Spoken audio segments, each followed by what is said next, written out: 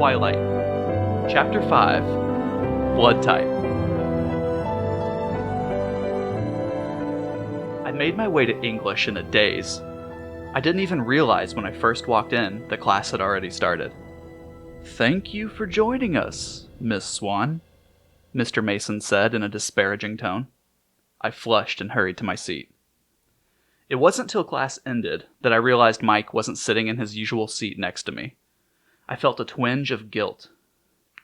But he and Eric both met me at the door as usual, so I figured I wasn't totally unforgiven. Mike seemed to become more himself as we walked, gaining enthusiasm as he talked about the weather report for this weekend. The rain was supposed to take a minor break, and so maybe his beach trip would be possible. I tried to sound eager, to make up for disappointing him yesterday. It was hard, rain or no rain. It would still only be in the high 40s, if we were lucky. The rest of the morning passed in a blur. It was difficult to believe that I hadn't just imagined what Edward had said, and the way his eyes had looked. Maybe it was just a very convincing dream that I'd confused with reality. That seemed more probable than that I really appealed to him on any level. So I was impatient and frightened as Jessica and I entered the cafeteria. I wanted to see his face, to see if he'd gone back to the cold, indifferent person I'd known for the last several weeks, or if by some miracle, I'd really heard what I thought I heard this morning. Jessica babbled on and on about her dance plans. Lauren and Angela had asked the other boys, and they were all going together, completely unaware of my inattention. Disappointment flooded through me as my eyes unerringly focused on his table. The other four were there, but he was absent. Had he gone home? I followed the still babbling Jessica through the line, crushed. I'd lost my appetite. I bought nothing but a bottle of lemonade. I just wanted to go sit down and sulk. "Edward Cullen is staring at you again," Jessica said, finally breaking through my abstraction with his name. "I wonder why he's sitting alone today." My head snapped up. I followed her gaze to see Edward, smiling crookedly, staring at me from an empty table across the cafeteria from where he usually sat. Once he'd caught my eye, he raised one hand and motioned with his index finger for me to join him. As I stared in disbelief, he winked.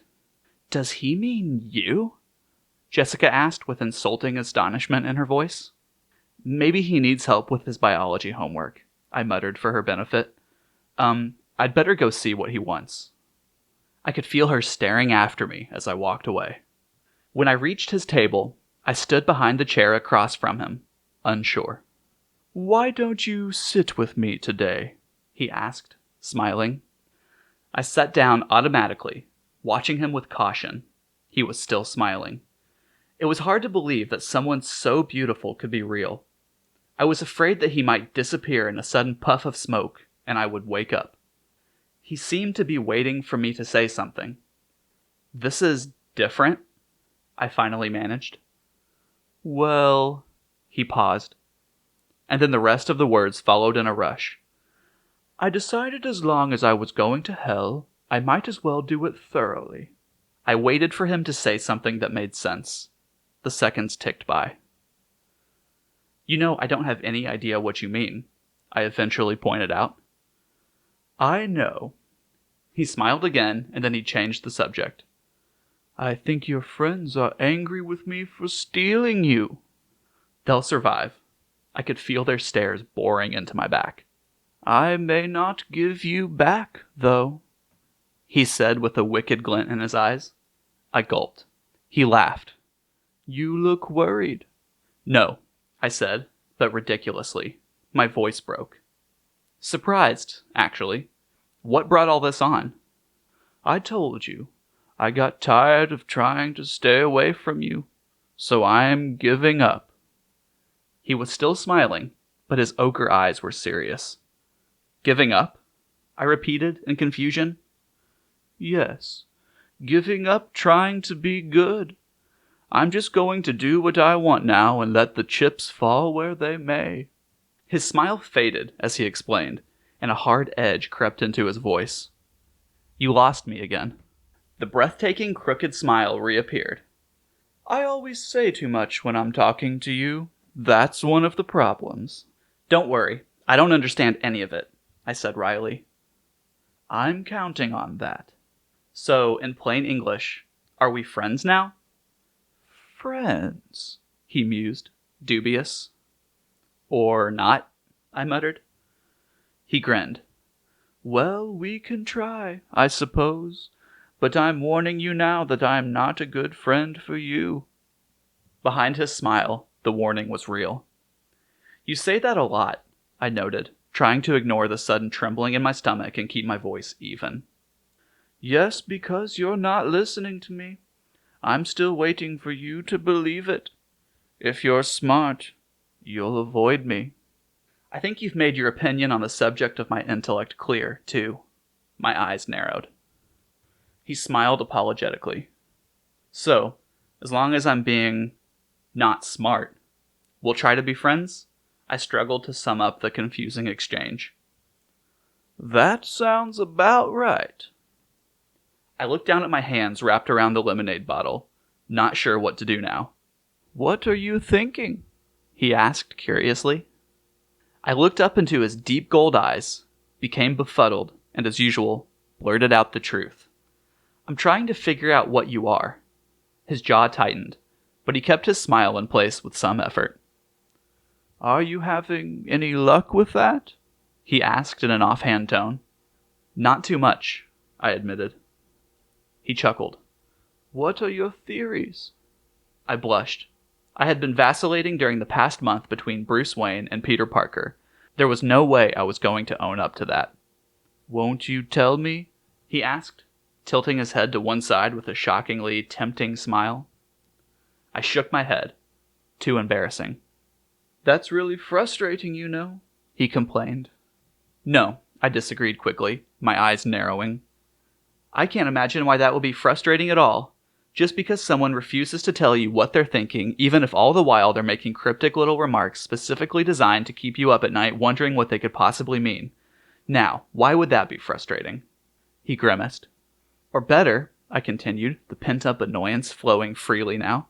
Say that a person also did a wide range of bizarre things, from saving your life under impossible circumstances one day to treating you like a pariah the next, and he never explained any of that either, even after he promised. That also would be very non-frustrating. You've got a bit of a temper, don't you? I don't like double standards. We stared at each other, unsmiling. He glanced over my shoulder, and then, unexpectedly, he snickered. What? Your boyfriend seems to think I'm being unpleasant to you. He's debating whether or not to come break up our fight. He snickered again. I don't know who you're talking about, I said frostily, but I'm sure you're wrong, anyway. I'm not. I told you most people are easy to read.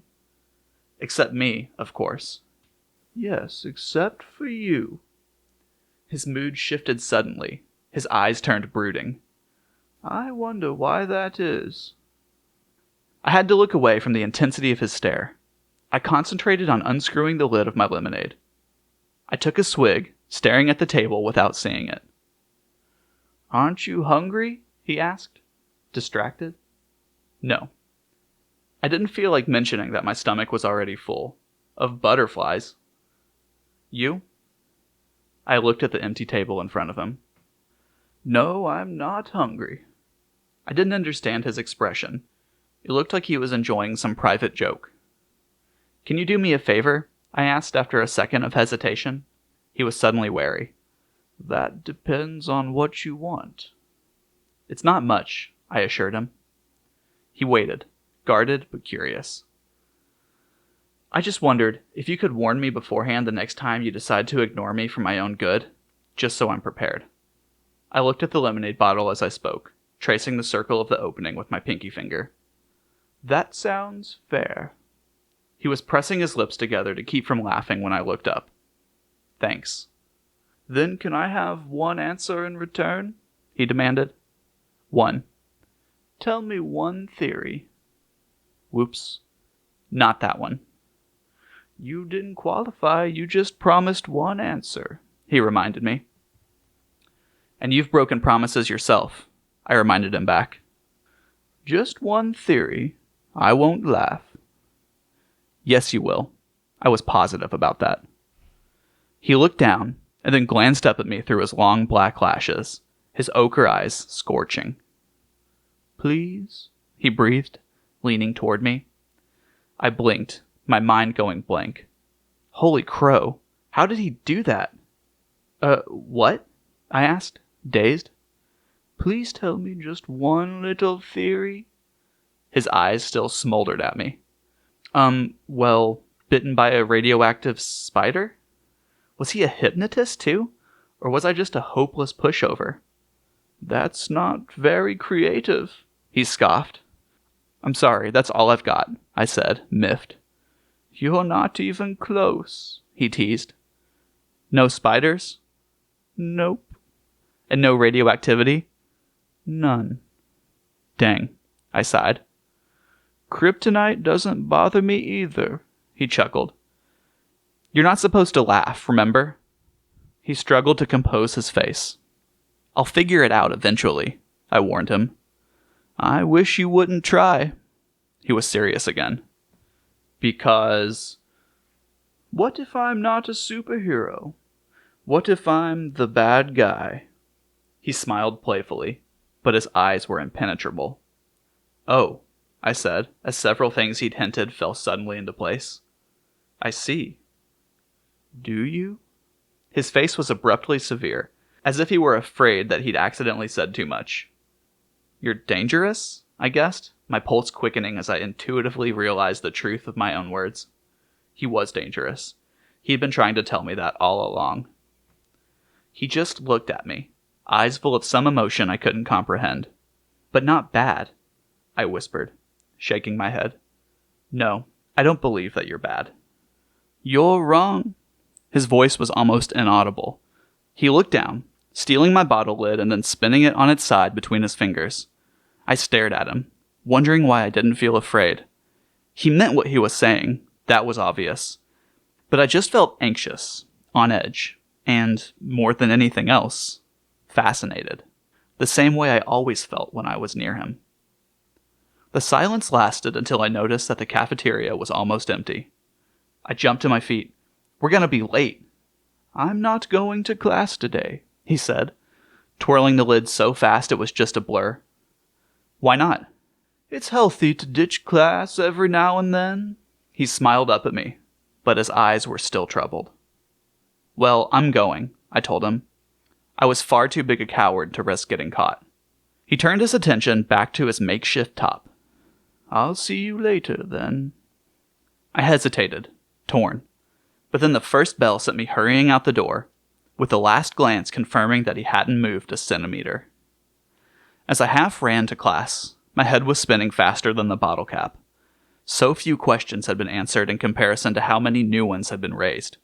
At least the rain had stopped. I was lucky. Mr. Banner wasn't in the room yet when I arrived. I settled quickly into my seat, aware that both Mike and Angela were staring at me. Mike looked resentful. Angela looked surprised and slightly awed. Mr. Banner came into the room then, calling the class to order. He was juggling a few small cardboard boxes in his arms. He put them down on Mike's table, telling him to start passing them around the class. "Okay, guys, I want you to all take one piece from each box," he said as he produced a pair of rubber gloves from the pocket of his lab jacket and pulled them on. The sharp sounds as the gloves snapped into place against his wrists seemed ominous to me. "The first should be an indicator card," he went on, grabbing a white card with 4 squares marked on it and displaying it. "The second is the 4-pronged applicator." He held up something that looked like a nearly toothless hair pick. "And the third is a sterile micro-lancet." He held up a small piece of blue plastic and split it open. The barb was invisible from this distance, but my stomach flipped. "I'll be coming around with a dropper of water to prepare your cards, so please don't start until I get to you." He began at Mike's table again, carefully putting 1 drop of water in each of the 4 squares. "Then I want you to quickly prick your finger with the lancet." He grabbed Mike's hand and jabbed the spine into the tip of Mike's middle finger. Oh no. Clammy moisture broke out across my forehead. "Put a small drop of blood on each of the prongs," he demonstrated, squeezing Mike's finger till the blood flowed. I swallowed convulsively, my stomach heaving. "And then apply it to the card." he finished, holding up the dripping red card for us to see. I closed my eyes, trying to hear through the ringing in my ears. The Red Cross is having a blood drive in Port Angeles next weekend, so I thought you should all know your blood type. He sounded proud of himself. Those of you who aren't 18 yet will need a parent's permission. I have slips at my desk. He continued through the room with his water drops. I put my cheek against the cool black tabletop and tried to hold on to my consciousness. All around me I could hear squeals, complaints, and giggles as my classmates skewered their fingers. I breathed slowly in and out through my mouth. Bella, are you all right? Mr. Banner asked. His voice was close to my head, and it sounded alarmed. I already know my blood type, Mr. Banner, I said in a weak voice. I was afraid to raise my head. Are you feeling faint? Yes, sir, I muttered, internally kicking myself for not ditching when I had the chance. Can someone take Bella to the nurse, please? He called. I didn't have to look up to know that it would be Mike who volunteered. Can you walk? Mr. Banner asked. Yes, I whispered. Just let me get out of here, I thought. I'll crawl. Mike seemed eager as he put his arm around my waist and pulled my arm over his shoulder. I leaned against him heavily on the way out of the classroom. Mike towed me slowly across campus. When we were around the edge of the cafeteria, out of sight of Building 4 in case Mr. Banner was watching, I stopped. Just let me sit for a minute, please, I begged. He helped me sit on the edge of the walk. And whatever you do, keep your hand in your pocket, I warned. I was still so dizzy. I slumped over on my side, putting my cheek against the freezing, damp cement of the sidewalk, closing my eyes. That seemed to help a little. Wow, you're green, Bella, Mike said nervously. Bella? A different voice called from the distance. No, please let me be imagining that horribly familiar voice.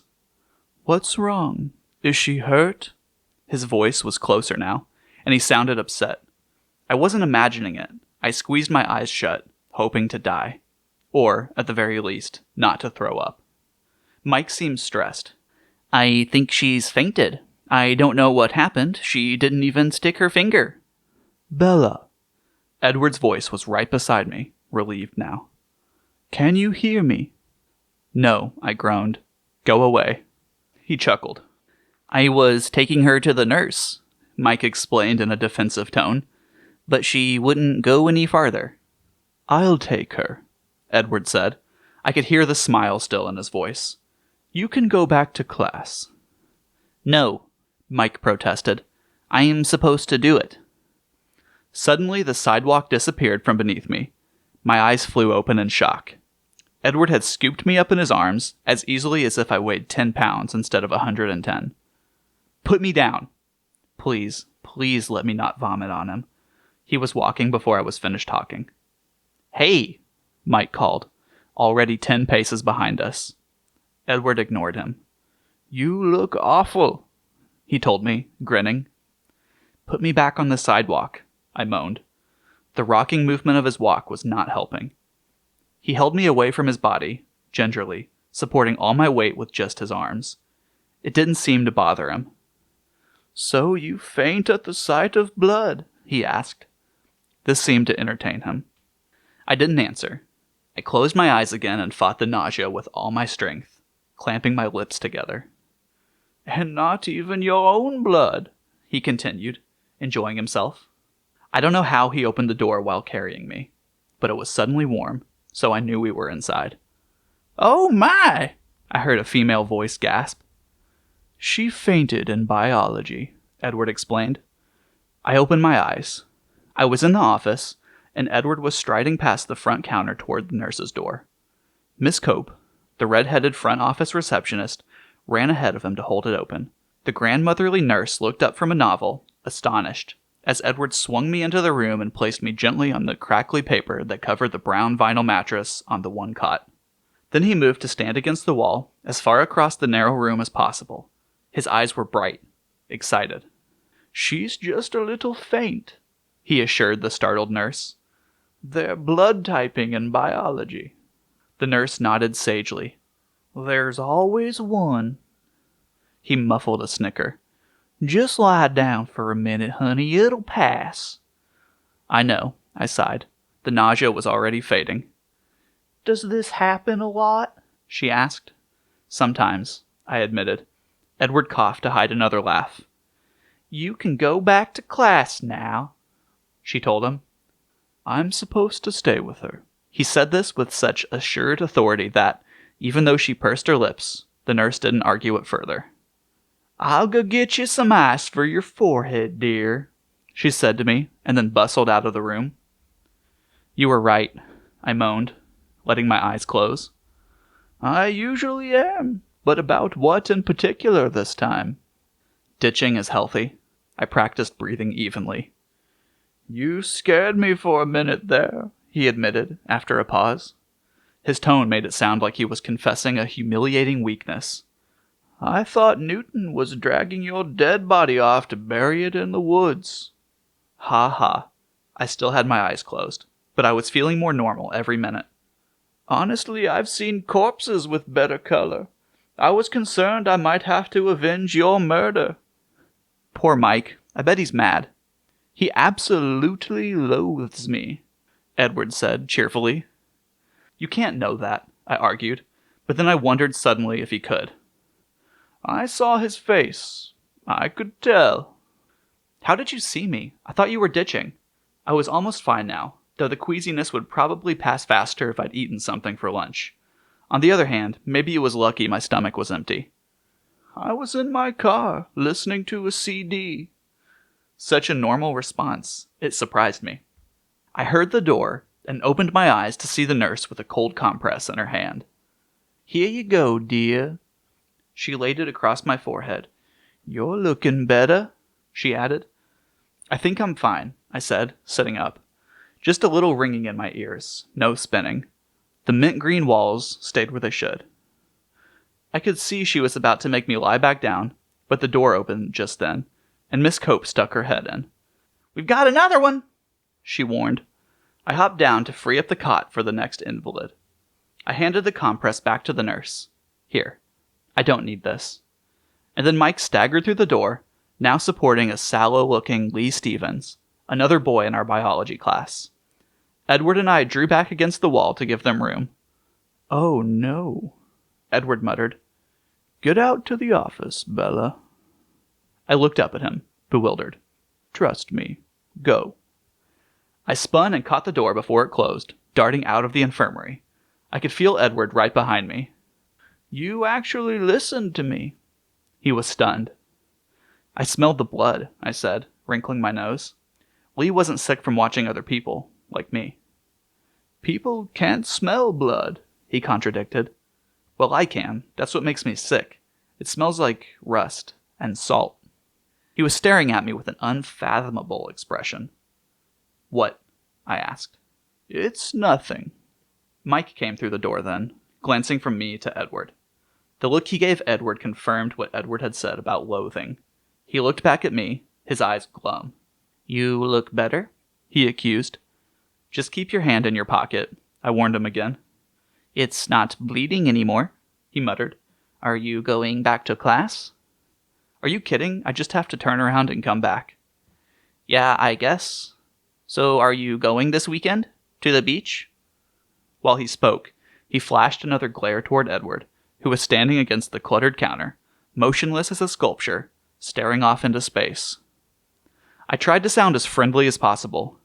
Sure, I said I was in. We're meeting at my dad's store at 10. His eyes flickered to Edward again, wondering if he was giving out too much information. His body language made it clear that it wasn't an open invitation. I'll be there, I promised. I'll see you in gym then, he said, moving uncertainly toward the door. See you, I replied. He looked at me once more, his round face slightly pouting, and then as he walked slowly through the door, his shoulders slumped. A swell of sympathy washed over me. I pondered seeing his disappointed face again, in gym. Jim, I groaned. I can take care of that. I hadn't noticed Edward moving to my side, but he spoke now in my ear. Go sit down and look pale, he muttered. That wasn't a challenge. I was always pale, and my recent swoon had left a light sheen of sweat on my face. I sat in one of the creaking folding chairs and rested my head against the wall with my eyes closed. Fainting spells always exhausted me. I heard Edward speaking softly at the counter. Miss Cope? Yes? I hadn't heard her return to her desk. Bella has gym next hour, and I don't think she feels well enough. Actually, I was thinking I should take her home now. Do you think you could excuse her from class? His voice was like melting honey.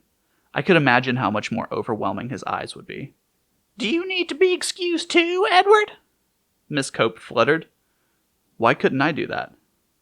No, I have Miss Goff. She won't mind. Okay, it's all taken care of. You feel better, Bella, she called to me. I nodded weakly, hamming it up just a bit. Can you walk, or do you want me to carry you again? With his back to the receptionist, his expression became sarcastic. I'll walk. I stood carefully, and I was still fine. He held the door for me, his smile polite but his eyes mocking. I walked out into the cold. Fine mist had just begun to fall. It felt nice. The first time I'd enjoyed the constant moisture falling out of the sky as it washed my face clean of the sticky perspiration. Thanks, I said as he followed me out. It's almost worth getting sick to miss Jim. Any time. He was staring straight forward, squinting into the rain. So are you going? This Saturday, I mean? I was hoping he would, though it seemed unlikely. I couldn't picture him loading up to a carpool with the rest of the kids from school. He didn't belong in the same world. But just hoping that he might gave me the first twinge of enthusiasm I'd felt for the outing. Where are you all going exactly? He was still looking ahead, expressionless. Down to La Push, to First Beach. I studied his face, trying to read it. His eyes seemed to narrow infinitesimally. He glanced down at me from the corner of his eye, smiling wryly. I really don't think I was invited. I sighed. I just invited you. Let's you and I not push poor Mike any further this week. We don't want him to snap. His eyes danced. He was enjoying the idea more than he should. Mike schmike, I muttered, preoccupied by the way he'd said, you and I. I liked it more than I should. We were near the parking lot now. I veered left, toward my truck. Something caught my jacket, yanking me back. Where do you think you're going? He asked, outraged. He was gripping a fistful of my jacket in one hand. I was confused. I'm going home? Didn't you hear me promise to take you safely home? Do you think I'm going to let you drive in your condition? His voice was still indignant. What condition? And what about my truck? I complained. I'll have Alice drop it off after school. He was towing me toward his car now, pulling me by my jacket. It was all I could do to keep from falling backward. He'd probably just drag me along anyway if I did. Let go, I insisted. He ignored me. I staggered along sideways across the wet sidewalk until we reached the Volvo. Then he finally freed me. I stumbled against the passenger door. You are so pushy, I grumbled. It's open, was all he responded. He got in the driver's side. I am perfectly capable of driving myself home. I stood by the car, fuming. It was raining harder now, and I'd never put my hood up, so my hair was dripping down my back. He lowered the automatic window and leaned toward me across the seat. Get in, Bella. I didn't answer. I was mentally calculating my chances of reaching the truck before he could catch me. I had to admit, they weren't good. I'll just drag you back, he threatened, guessing my plan. I tried to maintain what dignity I could as I got into his car. I wasn't very successful. I looked like a half-drowned cat and my boots squeaked. This is completely unnecessary, I said stiffly. He didn't answer. He fiddled with the controls, turning the heater up and the music down. As he pulled out of the parking lot, I was preparing to give him the silent treatment, my face in full pout mode. But then I realized the music playing, and my curiosity got the better of my intentions. Clair de Lune? I asked, surprised. You know Debussy? He sounded surprised, too. Not well, I admitted. My mother plays a lot of classical music around the house. I only know my favorites. It's one of my favorites, too. He stared out through the rain, lost in thought. I listened to the music, relaxing against the light gray leather seat. It was impossible not to respond to the familiar, soothing melody. The rain blurred everything outside the window into gray and green smudges. I began to realize we were driving very fast. The car moved so steadily, so evenly though, I didn't feel the speed. Only the town flashing by gave it away. "What is your mother like?" he asked me suddenly. I glanced over to see him studying me with curious eyes. "She looks a lot like me, but she's prettier," I said. He raised his eyebrows. "I have too much Charlie in me. She's more outgoing than I am, and braver. She's irresponsible and slightly eccentric. She's a very unpredictable cook. She's my best friend." I stopped. Talking about her was making me depressed. "How old are you, Bella?" His voice sounded frustrated for some reason I couldn't imagine. He'd stopped the car, and I realized we were at Charlie's house already. The rain was so heavy that I could barely see the house at all. It was like the car was submerged under a river. "I'm 17, I responded, a little confused. "You don't seem 17. His voice was reproachful. It made me laugh. "What?" he asked, curious again. "My mom always says I was born 35 years old and that I get more middle-aged every year." I laughed and then sighed. Well, someone has to be the adult. I paused for a second. "You don't seem much like a junior in high school yourself," I noted. He made a face and changed the subject. "So why did your mother marry Phil?" I was surprised he would remember the name. I'd mentioned it just once, almost 2 months ago. It took me a moment to answer. "My mother, she's very young for her age. I think Phil makes her feel even younger. At any rate, she's crazy about him." I shook my head. The attraction was a mystery to me. "Do you approve?" he asked. "Does it matter?" I countered. "I want her to be happy, and he is who she wants." "That's very generous. I wonder," he mused. "What?" "Would she extend the same courtesy to you, do you think, no matter who your choice was?" He was suddenly intent, his eyes searching mine. I think so," I stuttered. "But she's the parent, after all. It's a little bit different." "No one too scary, then," he teased. I grinned in response. "What do you mean by scary? Multiple facial piercings and extensive tattoos?" "That's one definition, I suppose." "What's your definition?" But he ignored my question and asked me another. "Do you think that I could be scary?" He raised one eyebrow, and the faint trace of a smile lightened his face. I thought for a moment, wondering whether the truth or a lie would go over better. I decided to go with the truth.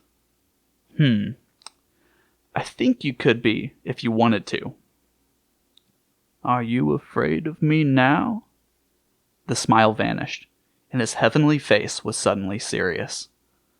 "No," but I answered too quickly. The smile returned. "So, now are you going to tell me about your family?" I asked, to distract him.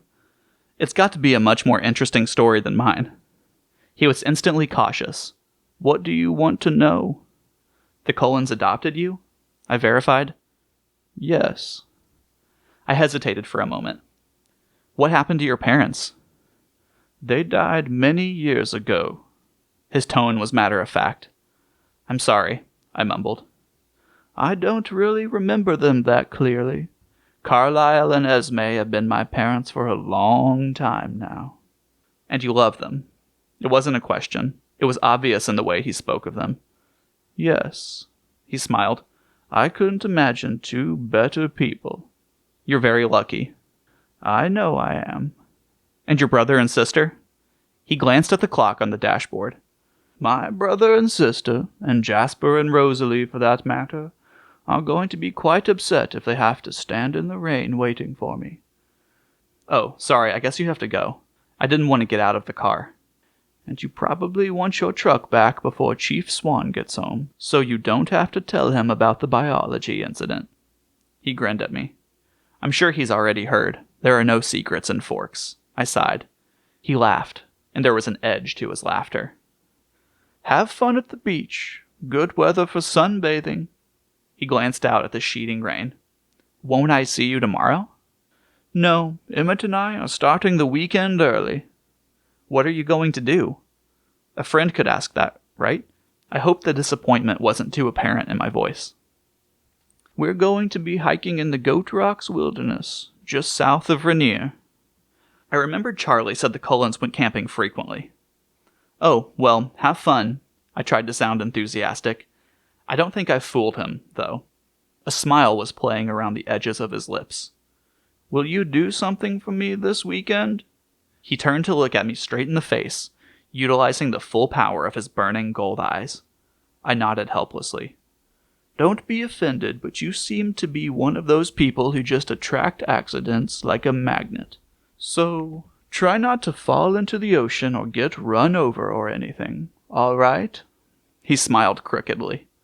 The helplessness had faded as he spoke. I glared at him. I'll see what I can do, I snapped as I jumped out into the rain. I slammed the door behind me with excessive force. He was still smiling as he drove away.